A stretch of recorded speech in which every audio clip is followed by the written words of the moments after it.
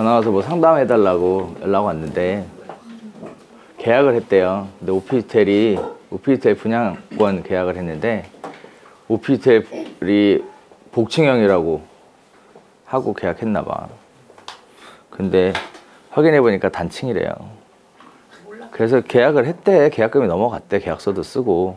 근데 매수자가 난 복층인 줄, 당연히 복층이라서 복층인 줄 알았는데 복층 아니고 단층이니까 계약 해지해달라고 하는 거야. 어떻게 했으면 좋겠니? 그거 저한테 좀 물어보는. 뭘 어떻게 물어줘야지. 농담이고. 어떻게 할까요? 에? 지난번에도 또 한 번 그 초대형 사고 났잖아. 정남향이라고. 그 확인 설명서 했다고 남향 썼다가 확인해 보니까 진짜 서양이야. 아, 나 진짜. 그 건은 결국은 그 저기 됐어요. 영업 등록 등록 취소당했어. 결국은 그 건은 아휴, 그것도 되게 골 때리는 게 대표가 있고 소공이 있잖아요. 근데 소공이 친구야. 근데 소공이 될 것 같잖아. 그러니까 친구가 소공한테 네가 책임져라 한 거지. 네가 하라고 해서 한 거니까. 그러니까 소공은 대표한테 사장님 네가 정남형이라 그랬잖아. 내가 그걸 어떻게 하니? 그랬더니 너 중개사 아니니? 그게 남향인지 서양인지 그걸 내가 무슨 얘기를 언제 했다고. 네가 지레짐작 남향이라고 얘기한 거지. 내가 언제 그랬냐고. 둘이 겁나게 핑퐁 치다가 결국 사장은 그 뭐지? 자격증 내리고 딴 데로 도망갔고 결국은 소공은 창업을 해서 나갔는데 그 창업된 데가 등록 취소됐어. 창업해서 나간 데가. 그것도 말이 안 되거든요. 왜 소공 거기 있었던 일 거기서 끝내야지. 거기서 바로 나왔는데 왜 여기다가 그거 하냐고 때리냐고. 어떻게 그래. 그리고 늘 언제나 그렇지만 문제가 생기잖아요. 그러면 미안하다고 빌면 나중에 가서 더 크게 책임을 져야 될까 봐 이런 일들이 벌어지는 거거든요. 그래서 결국은 영업 등록 취소 받고 그리고 1,500만 원 물어주고 그리고 끝났어. 그 건 결국은 소송 가서. 이번 건도 마찬가지야. 어떻게 해야 될까요? 어떻게 해야 될까요? 자, 일단 비는 건 맨 마지막이야. 일단 어떻게 해야 되냐면 1. 매도자한테 연락을 해서 매수자한테 급작스러운 사정이 생겼는데 다른 사람한테 팔아 드릴 테니까 계약 해지를 좀 해줄 수 없겠냐. 계약금을 돌려주고 계약 해지를 좀 해줄 수 없겠냐 라고 비비는 거예요.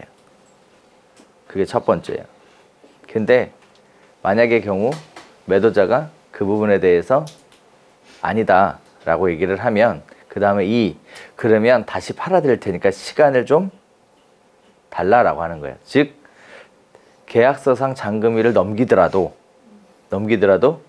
좀 시간적 여유를 나한테 만들어주면 같은 조건에 다른 사람에게 매각해 주겠다라고 얘기하는 거예요. 그게 두 번째예요.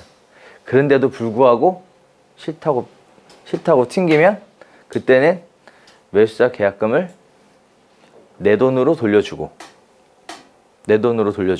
왜냐하면 중개하자권이기 때문에 이거는 돈은 돈대로 손해배상 다 하고 등록 취소, 영업 취소에다가 과태료까지 맞는 거냐 이 건이. 그러니까 내 돈으로 계약금 돌려주고 그 다음 뭐예요? 매도자한테 연락해서 내가 돌려줬다 내 돈으로 해서 시간 말미를 달라 라고 해서 다시 하는 거예요. 다시 기회를 얻는 거예요. 재매각을 할 기회. 근데 시장이 자체가 좋지 않기 때문에 첫 번째 계약을 취소해달라. 이걸 얻어내는 게 가장 좋아요. 시장이 자체가 좋지 않기 때문에. 그러려면 어떻게 해야 될까요? 어떻게 해야 될 것 같아요? 일단 여러 가지 케이스가 있는데 매도자가 어떤 성향의 사람이냐에 따라 접근하는 방식이 달라져요. 예를 들어 매도자가 빠꼼이에요. 부동산 빠삭하게 아는 사람이야. 자, 이런 사람한테는 전화해서 그런 씨알이도 안 먹히는 소리 하면 바로 아웃이에요. 네. 어떻게 해야 될까요? 쫓아가야지. 어떻게?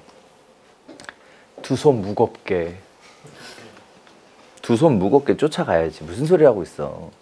그리고 나서 뭐? 뇌물부터 먹이고 시작하는 거야. 이해되죠? 그게 순서예요. 그래서 거절을 못하게 해야지. 그게 첫 번째. 그 다음 두 번째는 이 사람이 잘 모르는 사람이야. 그러면 그때는 전화로 설득해 볼 수 있어요. 충분히 가능한 일이에요. 불가능한 일이 아니야. 그렇게 해결하셔야죠.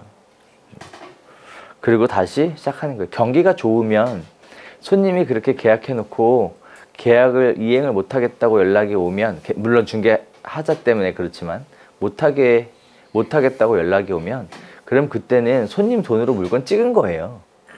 중개사 입장에서는. 딴 사람한테 다시 팔면 되니까. 그러고 나서 뭐라 그래요? 아, 이거 어떤 사람이 계약했었던 건데 개인적 사정상 계약 진행이 안 돼서 사모님한테 기회가 돌아갈 수 있게 됐다고. 완전 땡 잡으신 거라고. 이렇게 해서 넘겨버리면 되거든.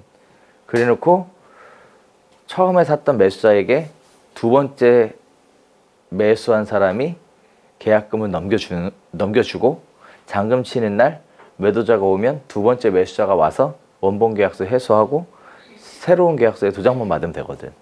그러면 얘기 나오고 자시고 할 것도 없이 그냥 자연스럽게 전매가 된 거예요. 그러니까 처음부터 계약은 두 번째 매수자가 하게 된 거예요. 이렇게 되면. 그래서 통상도 이렇게 많이 하거든요. 그런데 이렇게 중개하자로 연결이 되면, 그리고 시장이 안 좋을 때 이렇게 엮이게 되면 진짜 골 때려지는 일이 생기는 거예요. 중개를 하면 그 스마트폰 어플에 통화 녹음기 뭐 이런 거 있어요. 수업할 때 알려드리긴 하지만 녹음을 좀 하세요.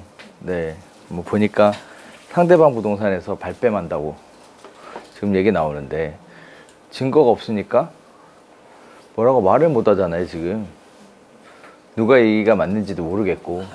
두 번째, 돈을 줬는데 영수증을 안 받았대요. 돈을 줬는데 영수증을 안 받으면 안 돼요. 그게 무슨 뭐 분양권 프리미엄이라서 뭐 프리미엄이고 나부랭이고 업계약서고 다운계약서고 영수증은 무조건 받는 거예요. 그건 잔금 때 싸붙일 일이지. 계약이 해지가 될 수도 있는데 나중에 어떻게 하려고 그걸 돈을 안 받아요. 무조건 받는 거예요. 돈을 줬으면 돈을 받는 거예요. 그 다음에 세 번째, 계약서를 쓰잖아요. 그러면 직접 확인할 수 있는 내용은 직접 확인 좀 하세요. 상대편 부동산 말만 믿지 말고 좀. 응? 왜 자기가 확인할 수 있는 내용임에도 불구하고 상대편 말만 믿고 계약 진행을 해요. 그 말이 안 되는 거지. 여기 들어보니까 세 가지나 잘못했어. 아유. 그래서 옛말에 이런 말이 있어요. 법으로 흥하자 법으로 망한다고. 그런 말이 있어, 중개업에. 그래서 원리 원칙 따지는 거 좋아하시는 분들, 법조문 갖다 놓고 몇 조 몇 항이 어쩌고 저쩌고 얘기하는 거 좋아하시는 분들, 내가 이 사람들 치고 돈 번 사람 본 적이 없어. 뭐 하는 사람이 돈을 벌까요? 잘 삐대는 사람이 돈을 벌더라고. 잘 비비는 사람이 결국 돈을 벌. 아, 사장님, 좀 해주라. 뭐 이런 거 있지. 예. 차라리 이런 사람이 돈을 벌지, 잘 따지는 사람이 돈 번 적을 본 적이 없어요. 아무튼 자, 이제 본격적으로 시작해 볼까요?